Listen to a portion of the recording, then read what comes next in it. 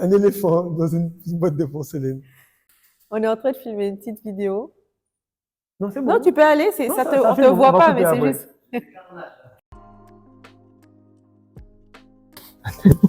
Ouais, c'est fou, hein. Je sais pas si tu te rappelles encore des années au Canada, Ouais, de porte à porte. on a trimé. Là, ça fait quoi? On est 2021, 2025, ça fait 4 ans maintenant. Ouais. Et le pire, c'est que pendant qu'on était là-bas, on pensait vraiment être dans le bon chemin. On était en train de galérer. On avait des crédits à payer. On s'est retrouvé à faire du porte-à-porte. T'as l'impression que Dieu nous a giflé pour nous dire, tu sais quoi, tu vas faire un boulot très difficile.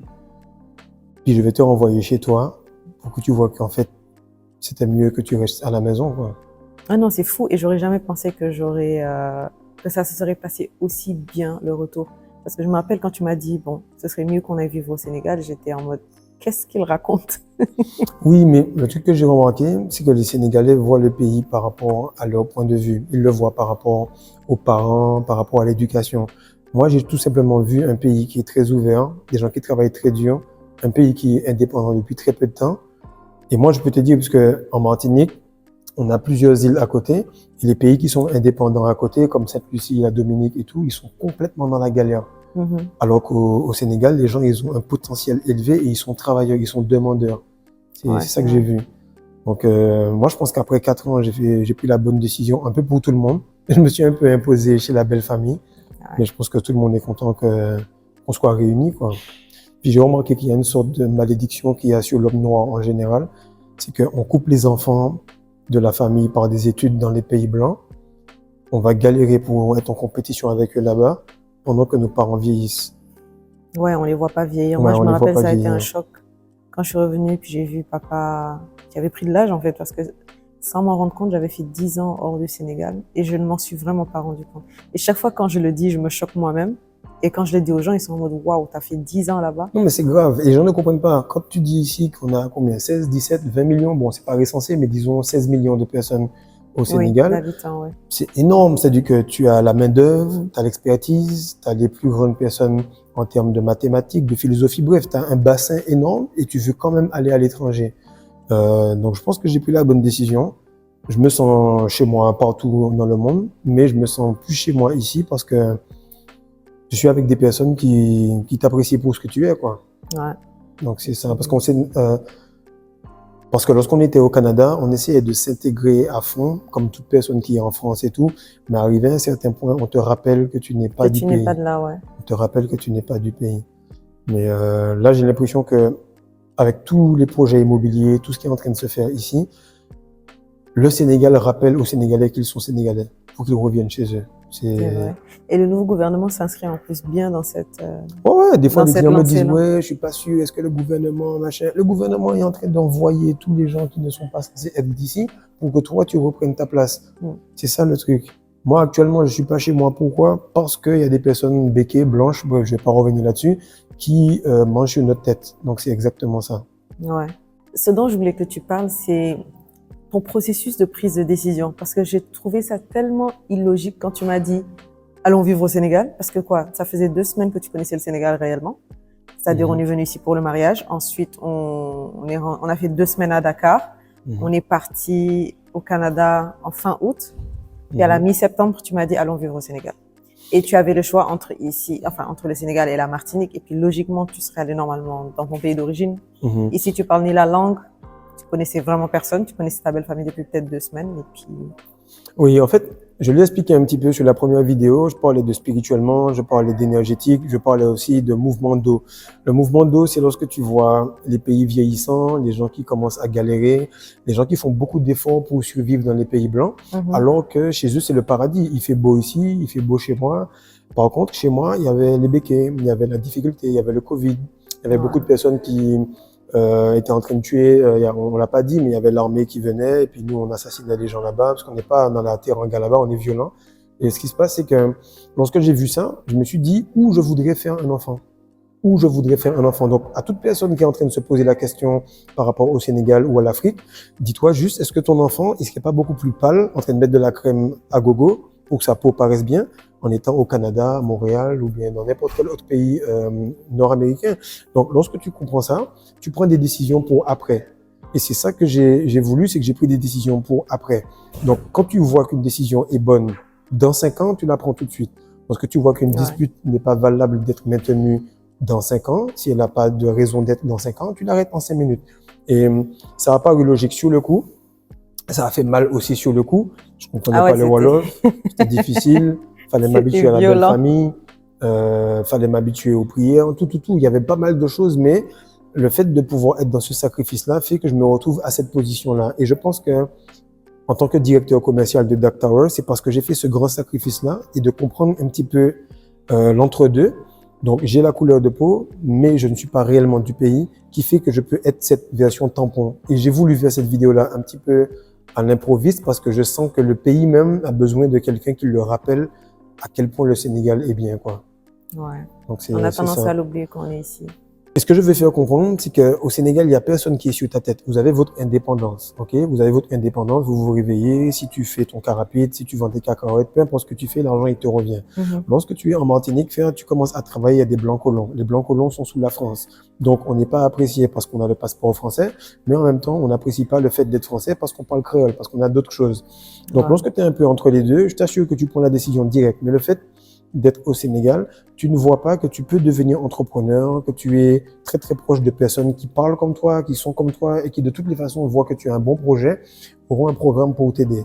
Donc c'est ça qui m'a convaincu, c'est que lorsque je suis venu, j'ai vu toutes les personnes qui font les assurances, le jus ou bien les confitures, je vois que ce sont des mannequins noirs. Pour toi qui regardes ça sur YouTube, tu vas te dire putain c'est trop bizarre, mais t'as qu'à regarder en Martinique ou au Mexique ou ailleurs, on va toujours prendre des gens clairs de peau. Et ça m'a fait un choc et je me suis dit, c'est bon, j'en ai marre d'être là avec des gens... Bref, tu vois, je vais pas dire le truc, pas être un peu agressif, mais j'ai pas envie d'être là tout le temps à courir après un respect, sachant que je peux vivre dans un endroit où il fait beau, il fait chaud. D'ailleurs, la plupart des gens qui sont en train de prendre des biens à Dark Tower, ce sont des gens qui sont en train d'être un peu dans la dépression. Et ils commencent à rentrer chez eux parce que le soleil te manque. Ils prévoient leur retour. T'es pas fait pour rester dans la neige, t'es pas fait pour rester là-bas. Et tu sens que d'autres personnes sont en train de retourner chez elles, tout simplement. Ouais, il y avait le couple qu'on avait rencontré avant-hier qui disait qu'ils préparaient leur retour parce que ça devenait invivable un peu. Ouais, donc les gens, ils prennent ça pour investir, mais réellement, ils voient que l'investissement est tout simplement un signe qu'ils doivent rentrer chez eux. Parce que si tu as investi pour des études, pour ensuite galérer pour travailler là-bas, et que maintenant, on a plusieurs banques, plusieurs choses, plusieurs aides qui te forcent quasiment à prendre ta décision pour revenir chez toi, c'est que c'est le moment de le faire, tout simplement. Et qu'est-ce qui te fait croire que le pays va évoluer? Ce que j'ai remarqué avec le pays, c'est qu'il évolue très vite. Si tu prends par exemple le plateau, il y a des constructions partout. Si tu vas ensuite à Saly, c'est pareil. Au point maintenant, à Amitié, c'est la même chose. Il y a des constructions un peu partout. Ça pousse très très vite. Donc, il faut être vraiment aveugle pour ne pas voir que le pays est en train de progresser. Le problème est que les personnes qui voient le projet sont celles qui sont sur le continent et n'ont pas la vision des autres qui sont à l'extérieur. Lorsque tu vois un projet comme ça évoluer, ou tu vois l'immobilier évoluer, toi, ta petite vie a l'air d'être la même tous les jours, mais en réalité, le gouvernement d'avant a approuvé, le gouvernement de maintenant a approuvé. Cela veut tout simplement dire que de toutes les façons, le pays doit évoluer. Je l'avais dit dans la première vidéo, beaucoup de gens qui ont appelé et qui ont pris leur bien ont compris cela, mais ce n'est pas un projet en réalité. Il faut que tu reviennes chez toi parce que tout te montre que c'est la merde. Actuellement, la France est en train de galérer, tu dois justifier même pour faire un virement. Nous, on te dit que même avec un extrait de naissance, tu peux faire un papier pour avoir un bien. Donc, je ne sais pas quoi faire d'autre pour expliquer aux gens pessimistes que les choses sont plus qu'optimistes ici, mais ça se voit que le Sénégal est en train d'avancer. Okay? Là, on est avec la S-Douane, il y a des facilités avec la NBA, il y a encore Rolex ou des grandes marques qui sont en train de s'intéresser à ici. Et la seule chose qui fait que le Sénégal était difficile d'être pénétré, c'est justement le Wolof. Et ce qui fait que le Sénégal est un pays qui est cool à pénétrer, c'est parce que le pays est bien. Ce n'est pas un pays violent. Donc, peu importe le régime que tu auras, l'essence même du Sénégalais, la teranga qui sommeille en chaque Sénégalais, fait que les gens voient que c'est un bon endroit où investir. Et si les gens voient ça, alors qu'ils n'ont aucune aide, qu'ils doivent payer directement sous fonds propres, alors que toi, on t'aide, ça veut dire que les gens savent que tu es pessimiste et ils font en sorte que tu aies des facilités pour contrer cela. Et c'est pour ça qu'on fait la vidéo aujourd'hui, justement. Ouais. Je voudrais te poser une question, voir comment tu répondrais. Mhm. C'est pourquoi Dark Tower? Parce que des fois, il y a des gens qui... J'ai vu des commentaires où on m'a dit « Oui, mais vous faites des placements de produits. » Ben, moi aussi, j'ai une page YouTube, puis les gens pensent qu'on est là pour s'amuser. Tu vois, on n'est pas là pour rigoler. Si on fait des placements de produits, c'est que ça va t'aider également. C'est parce que ça va te permettre de comprendre un petit peu le produit et ça va nous aider à ne pas perdre notre temps. Toute vidéo YouTube a un objectif, c'est de placer un produit. Et même si tu places pas de produit, les vues génèrent de l'argent. Oui, tu te places toi-même. En vrai. Exactement. Donc là, qu'est-ce qu'il y a avec Dark Tower? C'est que c'est le seul projet de grande envergure qui va permettre à cette capitale de devenir aussi forte qu'elle n'est Et populaire. reconnu, ouais. Parce qu'elle est reconnue, elle est populaire, et lorsque les gens viennent ici, ils se disent il y a encore un grand écart, ok? Oui, Un il grand manque écart. quelque chose, ouais. Moi, je le dis, j'ai pas de masse là ou quoi que ce soit, frère. Tu es tout simplement au feu rouge, tu essaies d'accélérer, il y a un cheval dans la route, tu vois? C'est pas une capitale pour l'instant, c'est simplement une capitale qui mérite d'être placée aussi haut que Paris ou Tokyo ou bien encore New York. Mais quand tu entends Dakar, surtout avec le clip de Booba qu'il a placé très très haut, Ouais. et tu vois ce que c'est, tu te rends compte que il y a un grand potentiel. Ok. Ouais. Maintenant, vu que je crois dans ce pays-là au point de faire un sacrifice énorme, alors je suis placé là parce que je comprends la chose mieux que qui que ce soit. Et je n'ai pas peur de m'exprimer là où d'autres vont avoir peur de parler réellement. Chaque client qui vient ici se demande à quel point j'apprécie le pays parce que j'ai ressenti que les Sénégalais ne comprennent pas le potentiel qu'il y a. Lorsque tu viens, et que tu peux avoir le même luxe que tu as eu à Dubaï, que tu as eu ailleurs, mais que tu as l'authenticité du pays, là, tu peux dire que le pays est bien. Ouais. Mais lorsque tu reviens et que tu dois encore avoir les mêmes choses à l'ancienne, et toi, je te parle en tant que gars qui est de la diaspora, qui est en France, qui a évolué, et que tu as la même éducation, la même mentalité, le même ralenti et tout ça, ben Dark Tower, il fait le tampon sur ça. Et Dark Tower va permettre à n'importe quel client de n'importe quel pays, italien, français ou asiatique, Et de mettre d'accord, pouvoir quoi. connecter avec ton pays, faire entrer de l'argent dans le pays. Parce Oui, que c'est là, sûr que ça va jouer sur le l'économie. CFA est fait d'une façon où l'euro et tout ce qui est fait en France pompe le CFA. Ok, je vais l'expliquer peut-être dans une autre vidéo. Si vous voulez voir ça sur ma chaîne ou sur le Patreon de ma chaîne, j'explique exactement comment l'Europe est en train de pomper l'Afrique. Ce gouvernement-là est en train de se débarrasser de toutes ces personnes. Et pendant qu'il se débarrasse de cela, vous avez ce sas un petit peu entre les deux, qui est Dark Tower, qui va faire que ça va générer de l'argent à l'opposé. Donc, pour une fois, tu auras un tourisme de masse qui sera complètement africain, ce qui se fait déjà à Abidjan, ce qui se fait déjà à Marrakech. Et là, on a un pays qui est entre les deux. Il a un peu ce temps sec et sablonneux qui se fait au Maroc, mais on n'a pas les pluies qu'il y a à Abidjan. Donc, d'où le taux de remplissage, d'où tout ça. Mais c'est pour ça que j'ai apprécié le projet de Dark Tower. D'ailleurs, la première vidéo n'était pas un placement produit, c'est juste que je voulais... Ah oui, on était des clients, en on vrai. voulait des clients, on était des clients, on voulait prendre On venait pour un acheter. produit, on était en train de voir avec Enfin, la BHS. on est en cours Ouais, pour on est en acheter. train de placer notre truc avec la BHS et tout. C'est simplement pour expliquer que c'est la vibration. Quand tu apprécies quelque chose, tu finis à un endroit où d'autres ne peuvent pas aller. Donc là, comme j'ai compris, j'ai apprécié et j'ai fait les sacrifices, je me retrouve tout simplement directeur commercial de Dark Tower, tout simplement. En tout cas, c'est une belle aventure et puis on est en train de voir ce que... En fait, les possibilités sont juste infinies. Il y a tellement de possibilités et d'ouverture que ça donne.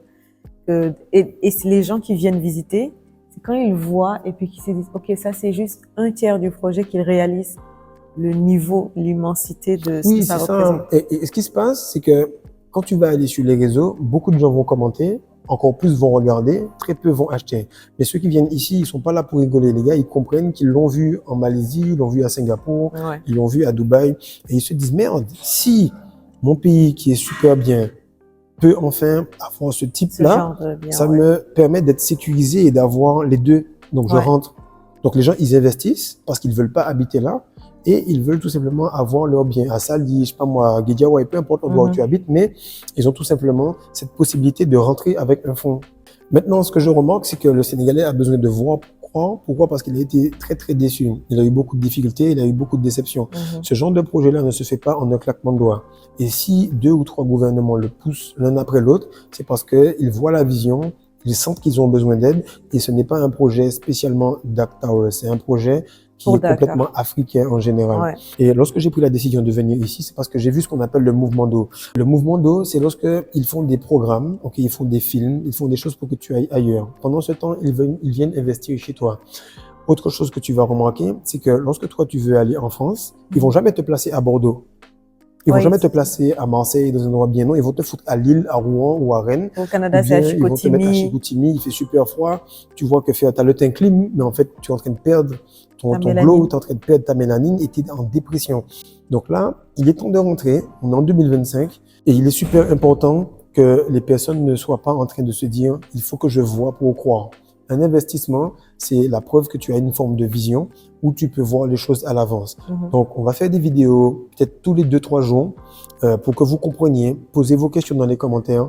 Répondez-nous si nous avons oublié quelques sujets. N'essayez pas d'être gentil ou quoi que ce soit. Dites vraiment ce que vous avez sur le cœur afin qu'on puisse y répondre tout simplement. Ouais, bon, ben, je pense que là, on a fait le tour aujourd'hui. Ok. Ben, merci beaucoup d'avoir regardé cette vidéo. Je vous dis à très bientôt pour la prochaine. Allez, bisous.